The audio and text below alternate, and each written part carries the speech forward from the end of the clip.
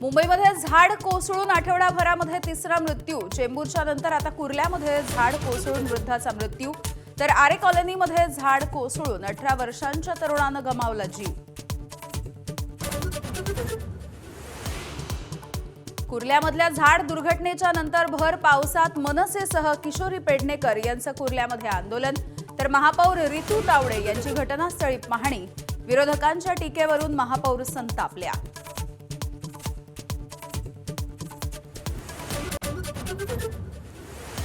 मुंबईसह उपनगरात मुसळधार पावसामुळे अनेक ठिकाणी झाड पडीच्या घटना।